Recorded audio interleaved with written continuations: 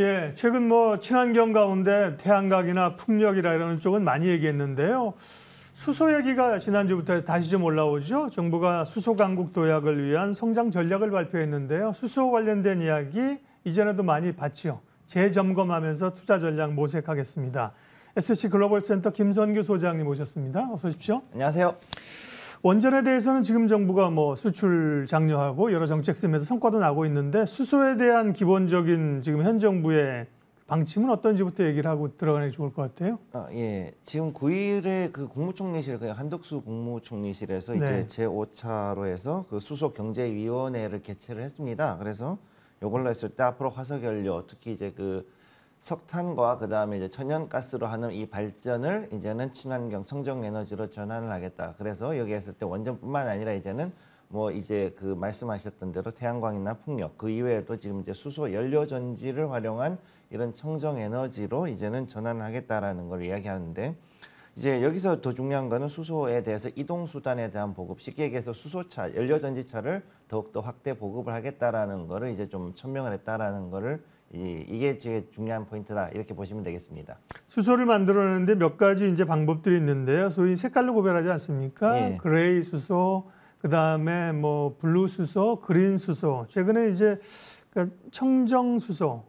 이게 가장 윗단계가 이제 그린인 거죠? 네, 제일 높은 게 그린이고요. 그린이죠. 그러니까. 그다음에 그레이는 이제 쉽게 얘기해서 그 부생수소 이런 걸로 부생수소로 가는 거고, 네.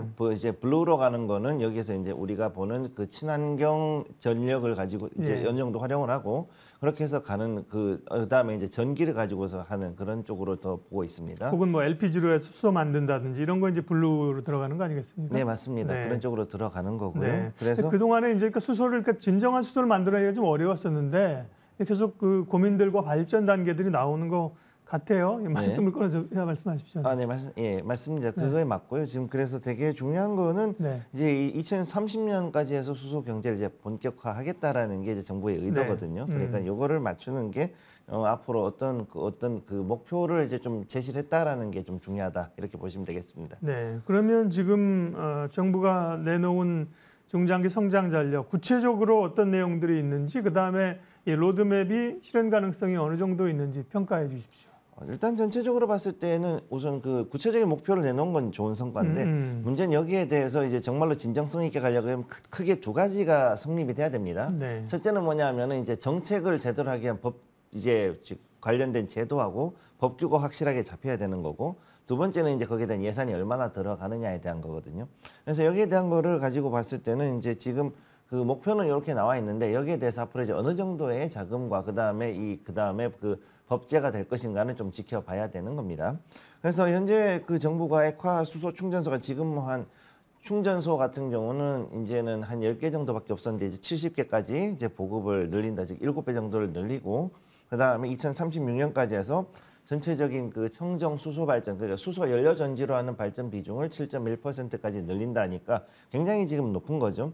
전체 그 청정 에너지, 신재생 에너지 25% 중에서도 아마 그러면은 그게 이제 이번 그 정권에서 나누는 목표인데 거의 거기에 거의 한 4분의 1 이상을 지금 이제 이걸로 잡겠다라는 이야기를 보시면 됩니다. 그래서 다음에 이제 수소 전문 기업을 이제 한 600개 정도로 양성을 하겠다, 뭐 이런 이야기를 하고 있고, 거기에 맞춰서 4대 추진 전략을 이제 발표를 했습니다. 그리고 지금 여기에 대해서 봤을 때는 전체적인 것들은 어떻게 보면은 그동안 했던 얘기들을 다시 이제 좀 반복해서 얘기했는데 조금 더 이제 구체화했다, 이렇게 이제 보시면은 될 것으로 보입니다. 예. 네. 액화 수소 충전소 70개, 그만큼 이제 지금 10개라고요? 네. 아직까지 인프라가 안 깔려 있다는 건데요. 10개에서 70개 하면 많은 것 같지만 아직까지도 초기 단계라는 생각이 드는데, 이 수소 관련된 3대 추진 전략 과제가 9대 추진 과제, 이게 핵심이 뭔지 그림 좀 알려주세요. 네, 일단 보시면은 이제 중요한 게 수소 상용차 보급하고 그다음에 액화 수소 충전소 보급, 그다음에 청정 수소의 발전 비중 높이기, 이 세 가지가 일단 가장 큰 과제인데 여기에 대해 가지고 나와 있는 게 이렇게 이제 이 도면에 나온 겁니다. 이게 지금 현재 국무총리실에서 확실하게 발표한 자료이기 때문에 요거는 이제 거의 그대로 진행된다고 보시면 되겠습니다. 그래서 가장 중요한 건 역시 이제 그 대용량 수소의 그 생산, 저장, 유통에 대한 인프라가 먼저 깔리고, 거기에 대해 가지고 전체적인 법제화가 진행이 되면서 이 앞으로 여기에 대해 수소를 좀 더 확실하게 이제 퍼뜨리겠다라는 그 의지를 보였다라고 보시면 되고요. 중요한 거는 우리나라가 가지고 있는 여러 기술이 있지만 결국은 원천 기술이 대부분 이제 일본 도요타가 지금 거의 많이 가지고 있거든요. 그래서 지금 여기에 봤을 때 일본 기술이 글로벌하게 봤을 때 80% 이상을 지금 원천 기술을 가지고 있습니다. 그래서 여기에 대해서 앞으로 국산화되는 기술들, 그다음에 국산화되는 자재 비율을 높이는 게 이제 굉장히 중요하다 이렇게 보시면 되겠습니다. 네. 네옴시티 얘기를 좀 넘어가서요. 수소는 우리 자체적으로 여러 추진 동력과 함께 관심 있지만 이제 빈살만 왕세자가 이번 주잖아요. 이제 방한 일정인데 네. 네옴시티하고도 연관이 얘기가 많이 돼요. 실질적으로 뭐 어느 정도 기대 효과가 있습니까? 지금 중요한 거는 이제 우리 당 장관하고 그다음에 거기 에너지 장관 이제 사우디? 칼리드 알 팔레가 이제 둘이 만나서 이제 수소 산업에 대해서 투자 확대를 논의를 했는데 지금까지 해가지고서는 그 5대 분야로 해가지고서는 한국과 사우디가 협력을 했었습니다.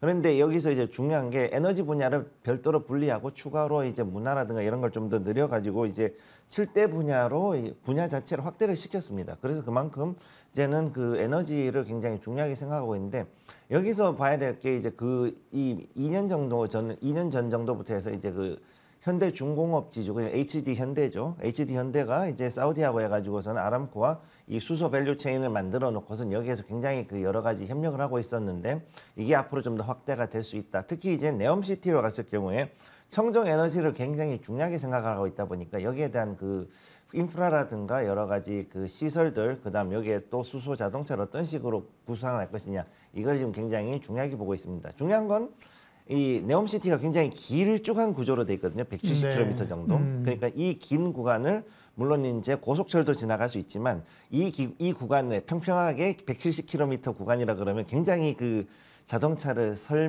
시력 테스트하기 굉장히 좋은 환경이거든요. 그럼 이 자리에서 수소가 과연 얼마나 갈 것인가 이거를 지금 좀 더 지켜봐야 되는 게 관건이다 이렇게 보시면 되겠습니다. 수소는 이제 이 발전 연료로서 가능성이 있고요. 뭐 여러 분야가 있는데 일단 좀 직관적으로 눈에 띄는 건 이제 수소차입니다. 아까 충전소 얘기도 하셨는데 글로벌 폭스바겐, BMW 등도 수소차 시장에 뛰어들다는 얘기를 요즘 하고 있어요. 차 시장은 어떻습니까? 네. 지금 그 독일 차들도 이제 전기차로는 도저히 안 되니까 결국 이제 수소차로 돌렸죠. 그래가지고서 어느 정도 이쪽으로 이제 다시 보려고 그러는데 주도권을 먼저 잡겠다 이런 거죠, 가서? 네, 지금은 수소차는 그 한국하고 일본하고 두 나라가 제일 잡고 있고 그 다음에 또 이제 그 뒤에 유럽이 따라가고 있다 보니까 여기에서도 자기들도 이제 어느 정도 이제는 우리도 후발이지만은 이제 그래도 따라잡을 수 있는 여지가 있는 건 수소니까 그쪽에 집중을 하겠다라고 가는 거죠. 그래서 BMW나 이제 폭스바겐이 거기에 대해서 이제 그 개발하고 있는데 이 폭스바겐 같은 경우는 2026년도에 수소차를 출시를 하려고 그럽니다. 근데 중요한 거는 백금 촉매 대신에 이제 실리콘 촉매를 가지고서는 하려고 그러는 그런 걸 가지고 지금 특허 출원을 해놨거든요. 그러니까 이게 어떻게 될 것이냐 좀 보는 게 관건이 되고, 그다음 BMW는 지금 iX5, 우리 X5가 이제 있는데 그거를 수소 컨셉카로 해서 공개를 했습니다. 이게 한번 충전하면은 이 연료 정지가 최대 2,000km까지 주행할 수 있는 게 장점이기 때문에 이거를 가지고서 과연 이제 얼마나 좀 더 그 제대로 상품화해서 만드냐 이걸 좀 더 보는 것도 관건이 될 것입니다. 그래서 앞으로 이제 그 향후 수소차가 이제는 전기차하고 청정 에너지 부분에서 두 개의 분리된 섹터로서 이제 경쟁을 하게 될 것이다. 일단 그렇게 예상이 되고 있습니다. 수소 관련된 전략 한 1분 정도 마무리 해볼게요. 짧게요. 네, 제일 중요한 건 일단 2차 전지의 원자재난이 지금 이제 더 가속화되고 그렇죠. 있는 거죠. 네. 특히 그렇기 때문에 이로 인해 가지고서 우리가 봤을 때는 결국은 생각보다 수소차로의 전환이 굉장히 빨리 전환이 되지 않을까 이런 움직임을 지금 보는 거죠. 그런데 지금 가장 우리가 주의해야 되는 게 우리 그 수소 모빌리티 쇼나 H2 미트 같은 이런 그 수소 그 전시회에서도 얘기하는 것이 뭐냐면은 결국은 그 법제도하고 그다음에 여기에 대해 가지고서 얼마나 이제 인프라가 구축이 되느냐이거든요. 그러니까 이 부분에 대한 것들 특히 이제 뭐 이런 그 연료 탱크 수소 탱크부터 시작해 가지고서는 저장이라든가 수송에 대한 관련된 인주 즉 미드스트림을 강화돼 있는 그쪽에 그 주식도 상당히 좀 종목을 봐야 되고, 또 중요한 거는 앞으로 수소는 장기적으로 투자를 해야 되기 때문에 서서히 그러니까 그 휘발유에서부터 전환이 되지 않습니까? 그러니까 휘발유에서 어떻게 전환이 되는가를 잘 보고서 장기적으로 접근하실 것을 권해드리겠습니다. 에너지머니 오늘은 수소 관련된 이야기 점검했습니다. SC글로벌센터 김선규 소장님 함께해 주셨습니다. 고맙습니다. 네, 감사합니다. 네, 코스피는 2480선에서 등락을 오가면서 숨고르기를 좀 하고 있는 상황입니다. 이슈 앤뷰 오늘 여기까지 하겠습니다. 함께해 주셔서 고맙습니다.